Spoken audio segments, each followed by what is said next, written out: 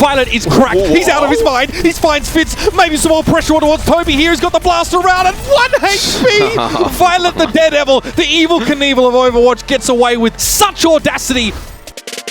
Hey, it's Hex from the Overwatch League. This is In My Sights Grand Finals Edition, where we take a look at one person's POV. Today, that lucky man is Viol2t, the most flexiest of flex supports in the entire Overwatch League. He's going to play some Bap, some Zen, a little bit of Ana. What you want to look out for is just his straight-up damage output. I'm Baptiste. Don't throw it on an immortality field, and then you're on your own. I'm going to shoot stuff. Also, watch his Zen volleys, just constantly volleying perfect angles. And the funniest thing to note is his absolute disregard for opposing snipers. Nay, not disregard, disrespect. That first fight didn't go very well. You can move on to that.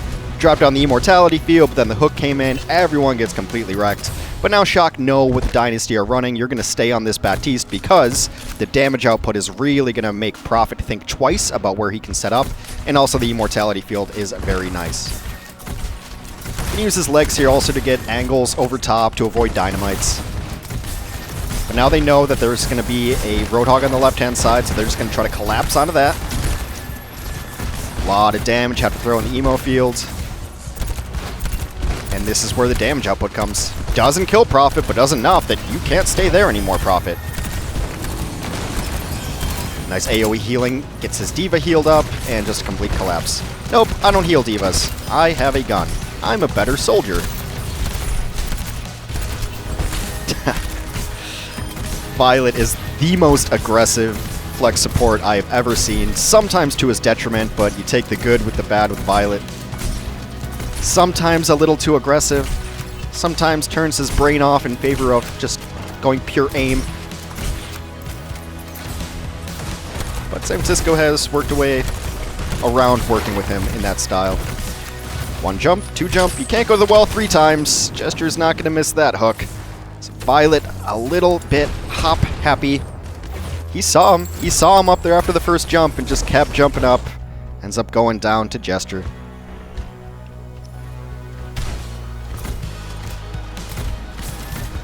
You want to stay on this Batiste, 1, because you have your ultimate ready, 2, because getting high ground is so much easier with Batiste. A nice immortality field is going to cover up the resurrection. And use the damage output for some shield crack.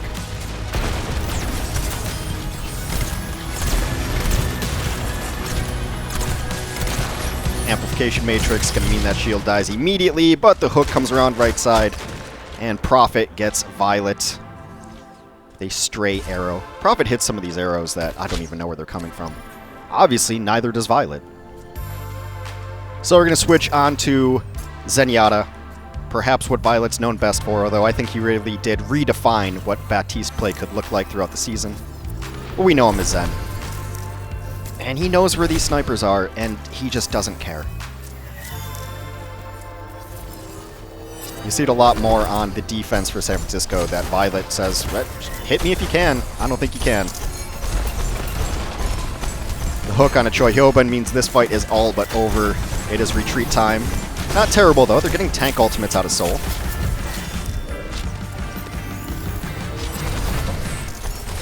Little mistiming there. Keeps Super alive just barely, but Super ends up getting cleaned up. It's on the wrong side of the dragon here, but it does give his Mercy an out to cross that line. And I didn't even see where that arrow came from. Playoff Prophet strikes again. If you've been watching this series at all, you'll know that when Seoul wins fights, it's largely off the back of Playoff Prophet. Maybe we should give him his own series, just called Playoff Prophet.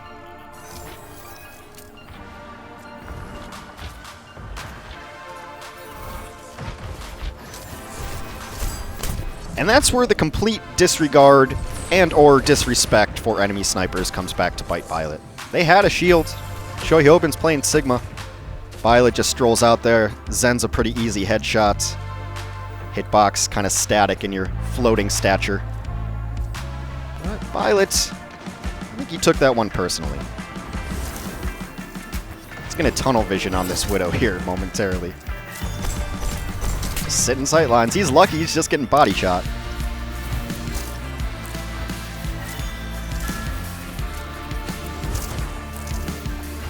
Goes for him again, but at least there's a meat shield in front of him now.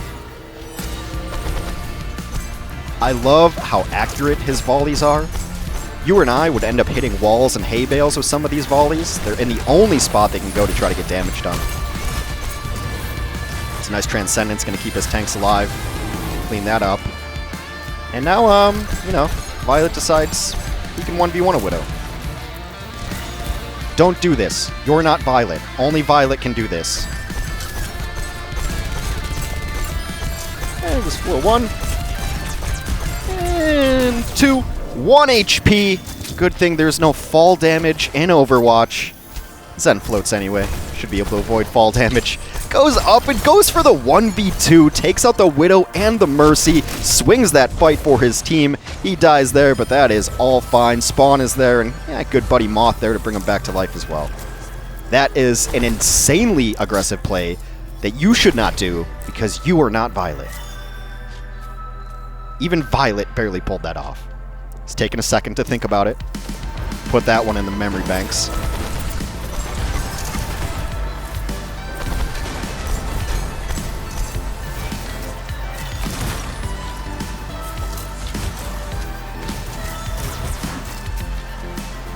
Had too much damage, came up top. They got hit with a sleep dart, so they had to give up the high ground. Now it's just trying to hit volleys in.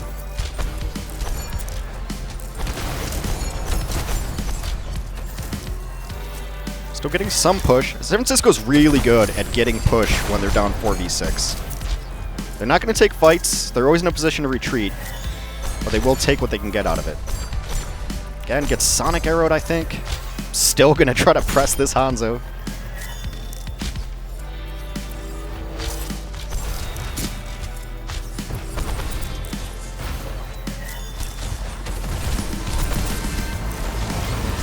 Transcendence a little bit too late, and Nano Gesture gonna rock up this point for the Seoul Dynasty. Time to get out. Saved by the edge. Only for a moment. Back to spawn.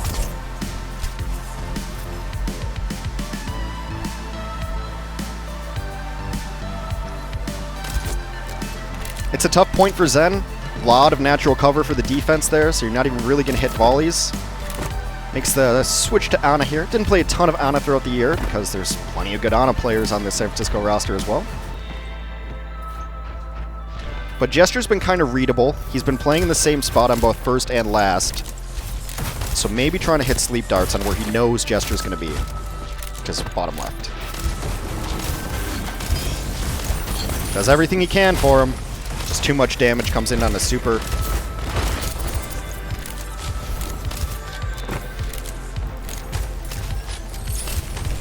Quick scope toggle, really nice there. When someone's too far away, you just kind of roll your hands over the zoom in. Make sure you get that healing in there. That dart went through space and time, able to sleep. But Ana, not the most mobile of supports. It's dying to the dragon there. Go for the sleep again. Going to hold on and try to use it against ults on the other team. This is a dart that he'd love to hit, but gets knocked back just a little bit, messes with his aim.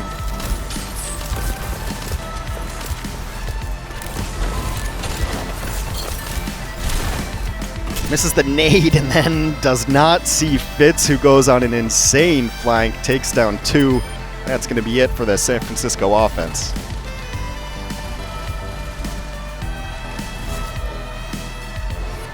Viol2t showing us every hero in his arsenal, though. Mostly known for his Zenyatta play, because it is so aggressive. The damage output is ungodly. Also his Batiste play. I mean, if you want to look back in the archives, we have an In My Sights on his early Batiste play, and you should definitely watch that. Put on a clinic on King's Row, redefined the hero in my opinion, but mostly I think people recognize him as an amazing Zenyatta player. As we set up our defense here, remember that Viol2t doesn't care if you're playing Widow or Hangzhou. He does a great job, though, of sitting in spots to make those shots very, very difficult. And he'll play aggressive, especially while they have Resurrection up. Viol2t's always going to be launching in volleys. It is the most satisfying sound in the game when you connect on those volleys and the headshots. But he's going to play mostly around this car, making himself a small target, but still just does not care about the Widowmaker player. Up over the top, gets blinked once, that's a body shot. He's doing a good job of playing behind Super a little bit though, too. I mean, it's a shield, it's just a meat shield. There's also some great synergy here between the Hangzhou and the Zenyatta. So he's firing in these volleys on people who are Sonic Arrowed. Ding, ding, ding. Jackpot. Gesture goes down.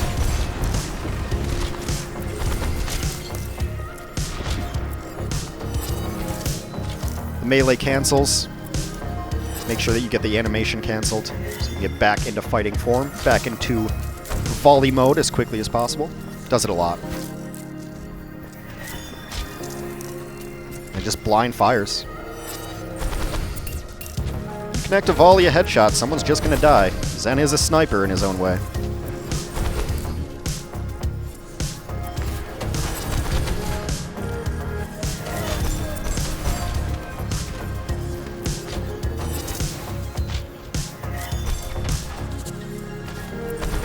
Be a little bit careful now because there are sights. So he's just going to transcend across the point, and this is great. He sits on the ledge, so both his tanks get the healing. Rather than dropping down into it, they're able to take down Gesture. And finally, Fitz connects. Shoots Violet in the back. Sad Zen noises.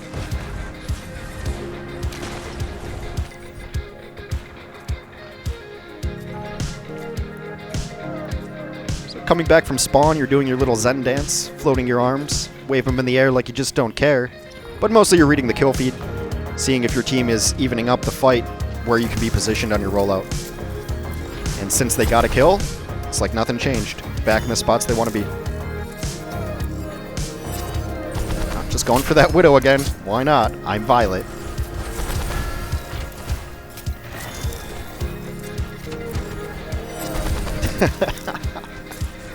Yeah, I'll take this Widow 1v1 on the outside. Again, great synergy here. Ons is going to hit the sights. So right now, Seoul doesn't even really want to go in because they know they're going to get volleyed the moment they do. So chunking in damage wherever he can. Always staying behind stuff. He's playing aggressive, but it's the measured aggression that we've come to know from the San Francisco Shock. House of the Dragon.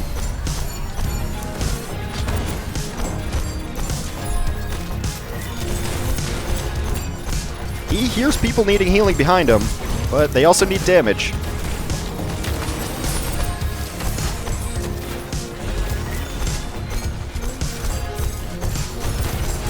It's a good Transcendence to keep Super alive, but the burst damage just comes through way too strong on Striker. Gets headshot.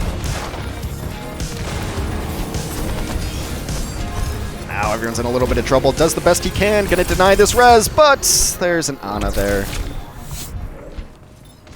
Do Omnics dream of electric sheep? We'll never know. Violet killed during his nightmare.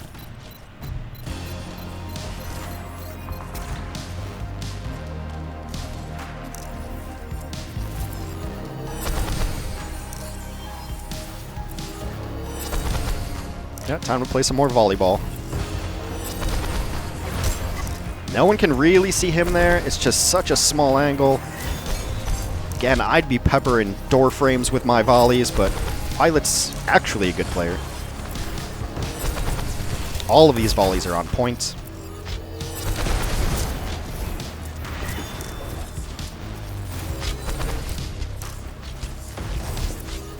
Safe as can be up here. No good angle on him. He's also got the shield in front of him. They trade out Hangzhou's. The Resurrection is available for San Francisco. Just chonking in more damage.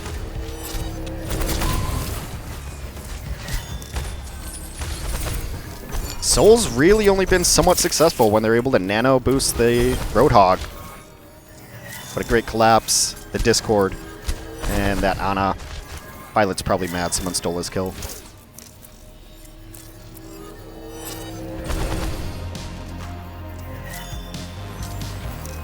This is where snipers hang out, right? I'm a sniper.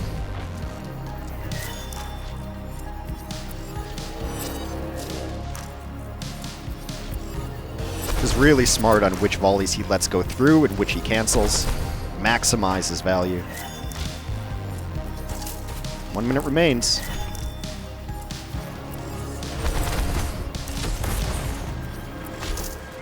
Super sleeping on the cart. So Violet's going to go down there, help him out, deter the other team with a volley.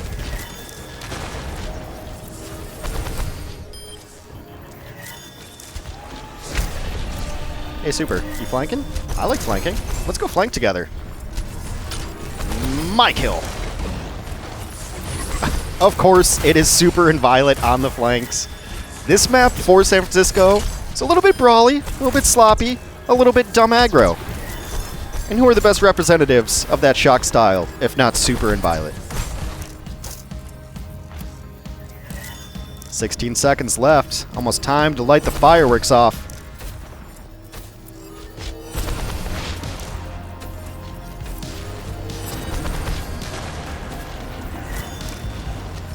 Sitting back. Just can't die. You need the Transcendence here to really lock it up.